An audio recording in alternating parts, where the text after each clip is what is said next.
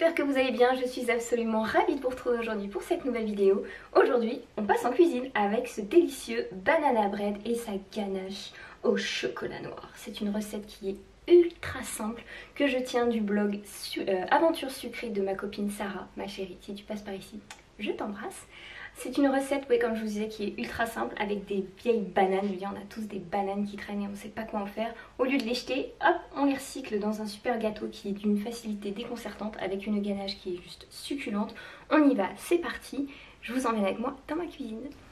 Alors, pour notre recette, il nous faudra 220 g de farine, 2 œufs, l'équivalent de 2 bananes bien mûres. Là, j'en ai mis 2,5 parce qu'elles faisaient vraiment la tête. 30 g de cacao en poudre non sucré, 130 g de sucre, un sachet de sucre vanillé, l'équivalent de 2 cuillères à soupe de lait, 85 g de beurre pommade, une demi-cuillère à café de bicarbonate alimentaire et 2 cuillères à café de levure chimique. Alors on y va. Pour commencer, mettez votre four à préchauffer à environ 160 degrés, comme ça le temps qu'on prépare la recette, il sera bien chaud. On va commencer tout d'abord par les ingrédients secs. Vous allez mettre environ la moitié de votre farine,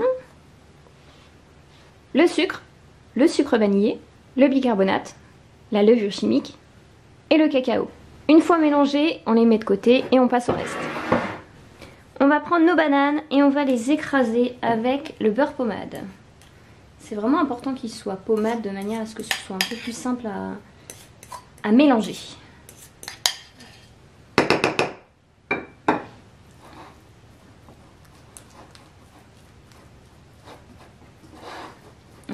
On va tout mélanger et on va rajouter le lait.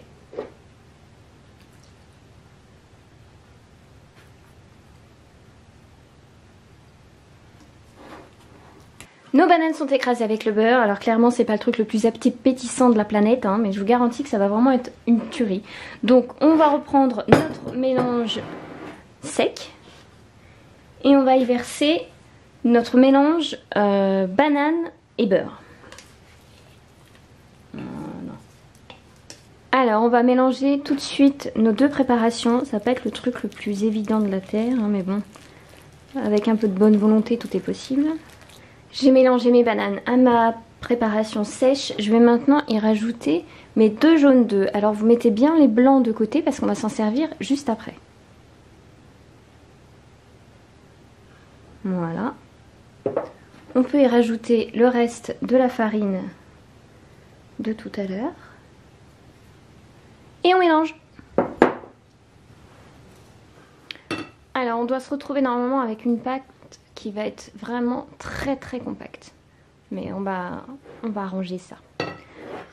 On va prendre maintenant nos petits blancs d'œufs et on va les monter en neige.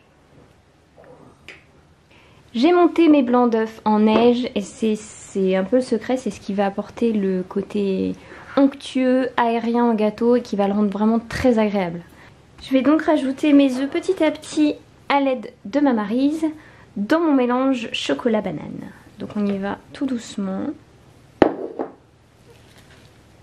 Et on incorpore les œufs, enfin les blancs en neige, tout doucement de manière à ce que les blancs ne retombent pas. Et c'est ça qui va vraiment apporter toute onctuosité au gâteau. On part du centre et on va vers le milieu.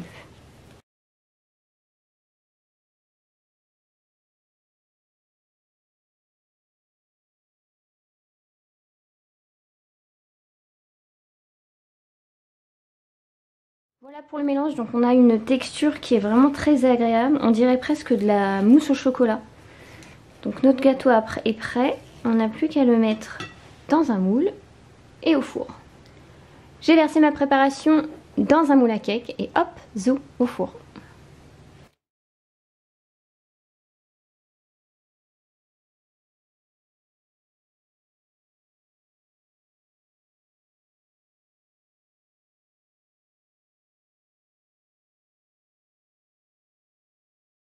Alors le gâteau est cuit, comme vous voyez il est très moelleux. Voilà. Je l'ai mis sur une grille pour pouvoir préparer le glaçage. Pour faire le glaçage, il nous faut 100 g de crème liquide épaisse à 30% minimum. C'est vraiment très important qu'elle soit à 30% pour que le glaçage prenne bien. Et à l'intérieur, alors là on ne le voit pas trop, mais j'ai rajouté une cuillère à café de miel.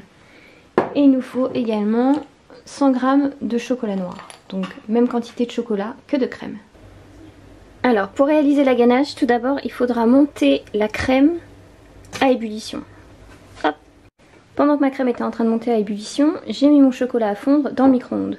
Maintenant on va verser la crème dans le chocolat en 3 fois, de manière à faire une émulsion. Donc on va prendre la maryse, on va rajouter la crème tout doucement et on mélange.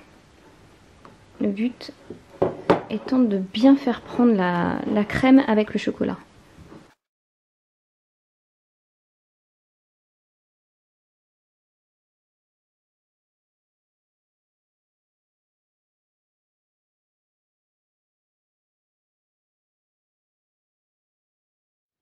Voilà, le but c'est d'avoir une ganache lisse et assez brillante. Voilà, il ne reste plus qu'à napper votre chocolat, votre gâteau avec la ganache.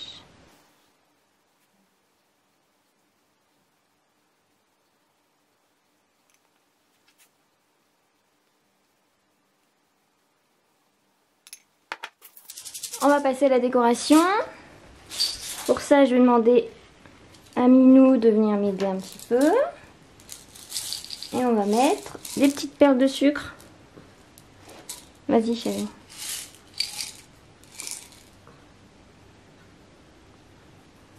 Et une fois que la décoration sera faite, on n'aura plus qu'à laisser refroidir.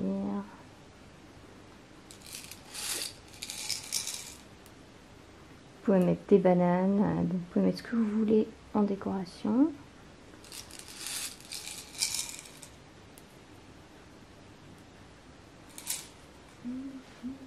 Et voilà. Voilà, c'est tout pour la recette. J'espère qu'elle vous aura plu. Comme je vous l'avais dit, elle est vraiment super simple. C'est un gâteau ici qui fait l'unanimité. Généralement, ce gâteau ne dure pas plus de 2 jours. Et alors la ganache dessus, c'est une petite pépite. C'est vraiment tout ce qui apporte le côté gourmand à ce gâteau qui est déjà très moelleux, qui est vraiment succulent. N'hésitez pas à me taguer sur vos comptes Instagram ou Facebook hein, si vous en avez et que vous en faites, afin que je puisse aller voir vos réalisations.